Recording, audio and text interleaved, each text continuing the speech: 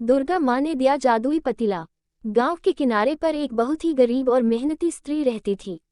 उसका नाम सावित्री था। पति कई साल पहले बीमारी से गुजर गया था और एक छोटा बेटा था, गोपाल। सावित्री रोज दूसरों के घर काम करके किसी तरह गुजारा करती। कभी कभी तो ऐसा भी होता कि दोनों माँ बेटे को भूखे पेट ही सोना पड़ता। सावित्री का दिल बहुत बड़ा था।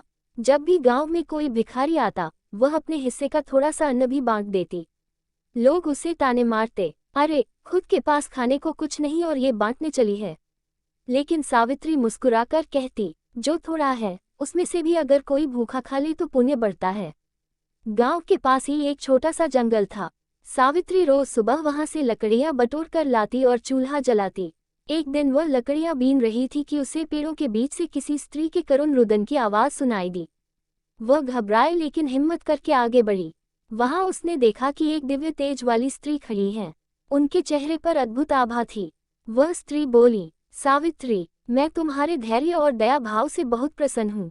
सावित्री आश्चर्यचकित हो गई। आप कौन हैं माँ? मुस्कुराकर स्त्री ने कहा, मैं स्वयं दुर्गा हूँ। तुम्हारी तपस्या, मेहनत और दानशीलता ने मुझे यहाँ आने पर विवश किया है। आज से तुम्हारे दुख समाप्त हो जाएंगे। ये सुनकर सावित्री रो पड़ी और बोली, माँ, मेरे लिए तो इतना ही बहुत है कि आपने दर्शन दिए, लेकिन यदि आप कृपा करना चाहें तो बस इतना कर दीजिए कि मेरे बेटे को कभी भूखा न रहना पड़े। माँ दुर्गा ने आशीर्वाद देते हुए अपने हाथ से एक जादुई पतीला बर्तन निकाला और सावित्री को सौंप दिया। बेटी, ये पतीला साधारण नहीं है। जब भी तुम इसे आग पर रखोगी और जय दुर्गा माँ कहोगी, इसमें अपने आप स्वादिष्ट भोजन तैयार हो जाएगा। लेकिन याद रखना, इसे किसी स्वार्थी, लालची या बुरे इंसान को कभी मत देना। सावित्री ने झुककर पतीला लिया और बार बार धन्यवाद दिया। योजक चिन्ह, योजक चिन्ह, योजक चिन्ह। जादुई पतीले का पहला कमाल। घर आकर सावित्री ने पहली बार उस पतीले को चूल्हे पर रखा और श्रद्धा से कहा, जय दुर्गा माँ। क्षण भर में ही उस पतीले से सुगंधित भाप उठने लगी। उसमें गर्मा गर्म खिचड़ी, घी, दाल और सब्जी तैयार हो चुकी थी। सावित्री और गोपाल ने भरपेट भोजन किया। खाने की खुशबू से मोहल्ले के बच्चे भी आ गए। सावित्री ने सभी को खिलाया। आश्चर्य की बात यह थी कि जितना भी परोसा जाता, पतीले में भोजन उतना ही बना रहता। गांव वालों को विश्वास नहीं हुआ। वे कहते, ये कैसे संभव है?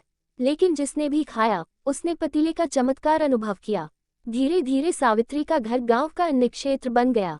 कोई भी भूखा आता, वह खाली हाथ न लौटता। योजक चिन्ह, योजक चिन्ह, योजक चिन्ह।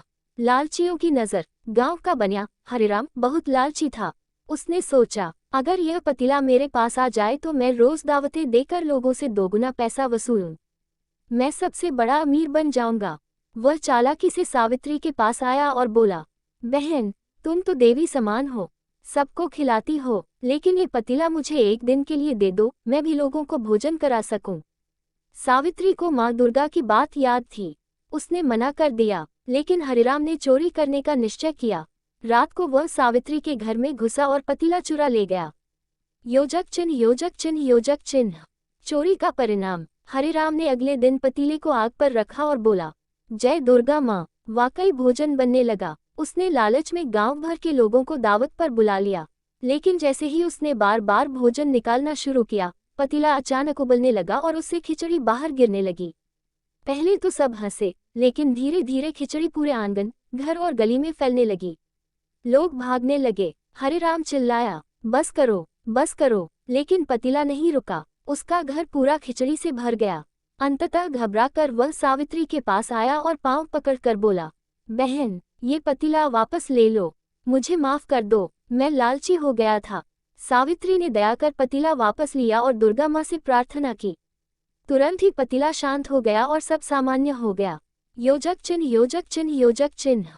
गांव में परिवर्तन। इस घटना के बाद पूरे गांव में संदेश फैल गया, भक्ति और दया से ही दुर्गा माँ की कृपा मिलती है, लालच से नहीं। सावित्री ने पतीले का उपयोग केवल नेक कार्यों के लिए किया। कोई गरीब आता तो उसे भरपेट खिलाती, कोई यात्री थका आता तो भोजन और पानी देती, त्योहारों पर पूरे गांव को भोज करवाती। धीरे धीरे उसका घर सुख समृद्धि से भर गया, लेकिन उसने कभी घमंड नहीं किया।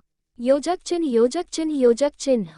गोपाल की परीक्षा। वक्त बीतने लगा। गोपाल बड़ा होकर पढ़ लिख गया।